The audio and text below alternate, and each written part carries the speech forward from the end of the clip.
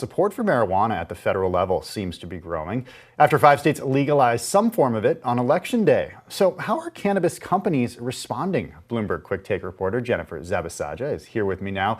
Jen, how has the industry responded? Also, happy Friday, by the way. Happy Friday, Tim. 1 week in for us. You know, it's pretty interesting that we're seeing support for weed really grow, right? And now in more parts of the U.S., weed is legal than it is not. So 70% of the U.S. population actually has access to weed in some form. And this is exciting for cannabis companies, as you can anticipate. They've been wanting to be considered legitimate for a very long time, which is probably why we saw companies like Curaleaf actually last week sort of rally after this legalization happened. But it's not just the companies that are experiencing a high. Do you see what I did there?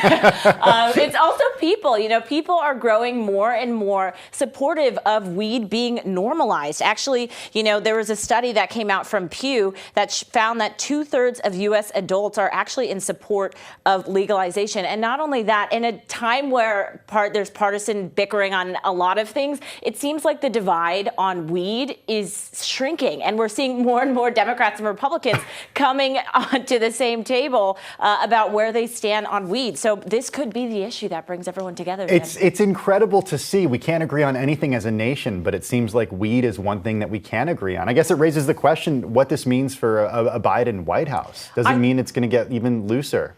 You know, marijuana advocates are hopeful. They think that this could be, and I think really they believe that these are the conversations that we need to be having in order to really normalize the conversation. But right now, weed is still a category 1 substance, a substance 1. And so, you know, it's still on par with heroin. And so there is still a lot of normalization that needs to happen. But not only that, you know, the conversation around what happens to the people who have been, you know, locked up for weed, you know, how are they going to find justice at this time? And, you know, marijuana advocates are hopeful that something will change. Yeah, it's a really good question, because it's not just about the legalization of marijuana. It's also about the way that we as a country treat the people who have been incarcerated for these low-level drug offenses many years in their past in some cases. How is this national conversation changing, not just there, but also around the legalization of the product? Yeah, I mean, Tim, that's been the really interesting thing. I mean, we saw, you know, these 5 states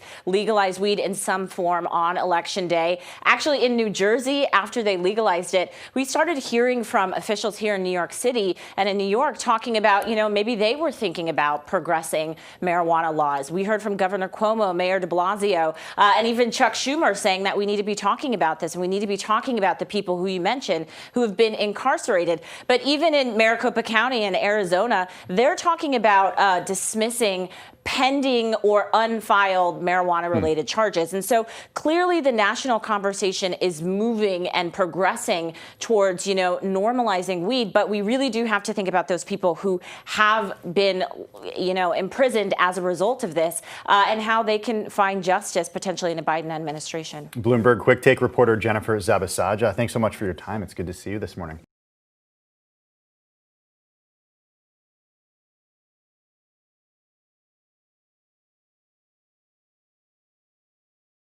The biggest stories the moment they happen from around the globe. Subscribe to Bloomberg Quick Take now for insight in an instant.